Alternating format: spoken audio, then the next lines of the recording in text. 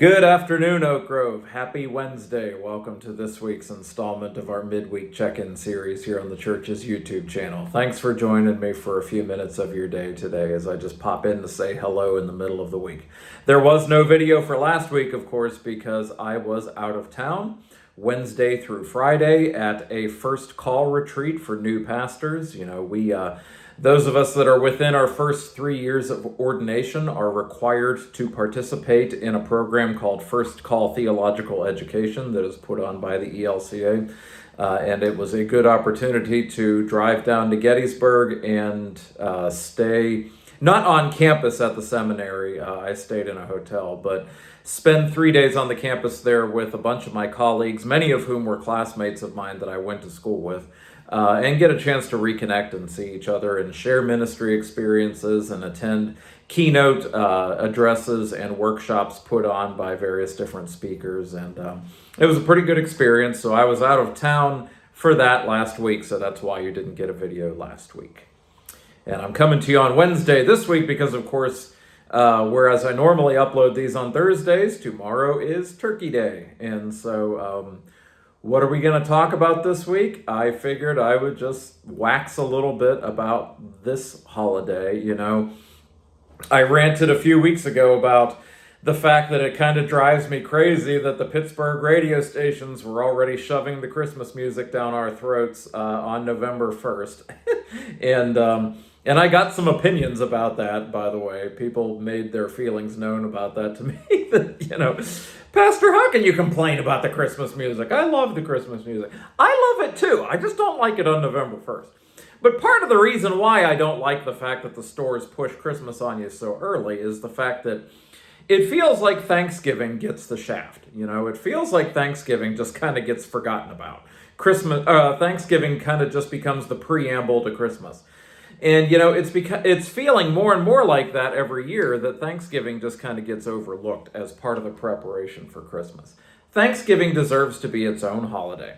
Thanksgiving is important enough that it deserves to be its own center of attention. Now, of course, for those of you who are part of my flock, and not everybody who watches these videos is a member of Oak Grove, but many of you are.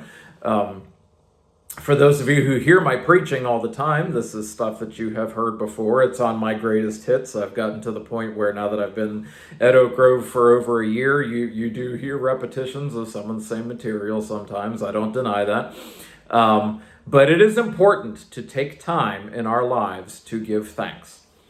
I have here before me the small catechism, and I'm going to read to you the fourth petition of the Lord's Prayer and Luther's explanation of the fourth petition.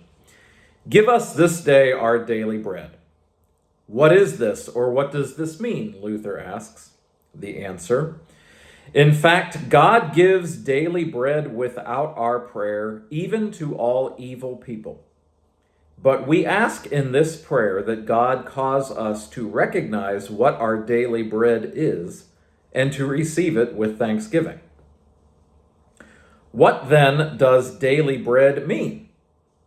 Luther's answer: everything included in the necessities and nourishment for our bodies, such as food, drink, clothing, shoes, house, farm, fields, livestock, money, property, an upright spouse, upright children, upright members of the household, upright and faithful rulers, good government, good peace, or good weather, peace, health, decency, honor, good friends, faithful neighbors, and the like. For those of you that haven't read the Small Catechism for a while, that is Luther's full explanation of everything that is accounted for under daily bread in the Lord's Prayer. It is important to take time in our lives to give thanks. If we're not accustomed to doing it, we need to make a conscious, intentional, concerted effort to stop every now and then and count our blessings. Doing so on a regular basis helps us to start to change our mental outlook. It helps us to kind of reprogram our brains, although reprogram our brain doesn't sound like a very nice way of putting it. More poetically speaking, it helps to change the condition of our total outlook on life. It changes the orientation of our soul and our very outlook on the world to be living out in a theology of abundance and not a theology of scarcity. Looking at the things that I do have and not the things that I don't have.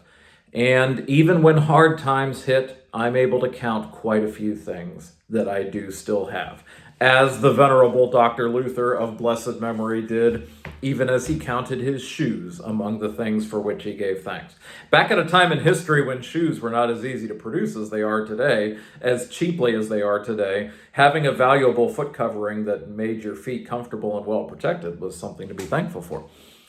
But as we take this holiday and as we take a moment out of the year to count our blessings, it just bothers me that the Christmas season encroaching upon it threatens to overwhelm Thanksgiving. No, we need to stop and take time to give thanks for all that we have. We should be doing that every day, but this particular holiday reminds us of just how important it is to do that. Now, mind you, as you hear me say that, what that does not mean is that it is not possible to have a roof over your head and clothing on your back and food in your belly and still be a quite unhappy person. It's possible to have all of those things, but still be quite miserable indeed. There are prisoners who have those things. There are people who are in the hospital with an incurable illness that have those things. What this doesn't mean is that we're not allowed to complain about our life circumstances just because we have a roof over our head and clothes on our back and food in our belly. It is possible to be in a pit of despair and still have those things. So I'm not trying to diminish in any way the sufferings of those that are having trouble counting their blessings. But nevertheless, in the end, taking conscious, intentional time to remember how much we still have on the days when we're tempted to focus on the things we don't have is really important. Try it if you've never done it. You might find that it changes your whole your whole attitude and your whole orientation towards life. You might find that it has very powerful effects on your outlook and your mental state and your well-being to just take time to give gratitude every day. Count your blessings. Focus upon that which you do have and that which you don't have. You might find in the moments of great despair that it does bring you some comfort and solace. And so we will celebrate the holiday tomorrow, not as an extension of Christmas, but as something that deserves its own focus in its own right. I hope you all have wonderful Thanksgiving plans in place. Julie and I will be hosting my family here at the parsonage tomorrow. The 20-pound turkey is in the fridge downstairs, de-thawing right now. I've heard from a number of friends and family this week that some folks are doing things very differently. I got a buddy of mine that just sent me a picture of the great big ham that his family is having instead. They're doing ham instead of turkey. And I heard from somebody this morning that told me that they are doing ham loaf and not turkey this year. The dish doesn't matter. What matters is coming together, putting aside our family squabbles and being together with the ones we love and giving thanks. Not just giving thanks, period, but doing it specifically as a group. That also helps with our mental outlook to do that together, to come together and remember everything that we have. It's just so important to do. And so it doesn't really matter what we serve. Thanksgiving dinner could be pizza if necessary, as long as we come together, putting aside our differences, and we're able to reunite with that friend or family member that we haven't spoken to in a while, that maybe we stopped talking to for a little while during the divisive election season this past year, perhaps, maybe. And we all come back together and put aside our differences and get along for one day such that we might give thanks together as a family. It is my hope and my wish that you all have wonderful Thanksgiving plans in place. So enjoy Turkey Day tomorrow, or Ham Day, or Pizza Day, or whatever it is that you're celebrating. I hope that you have a wonderful holiday tomorrow. As one brief announcement, we will be doing the hanging of the greens service in church this coming Sunday morning, and we will be setting out all of the Christmas decorations Saturday morning here at 10 o'clock here at the church. If anybody is able to come up to the church Saturday morning and help us dig the Christmas decorations out of storage, many hands will make light work for that. Thank you, Oak Grove. That's what I've got for you today. I will see you Sunday or Saturday if you choose to come join us for decorating. Thank you. Take care. God bless, and have a very wonderful, happy Thanksgiving.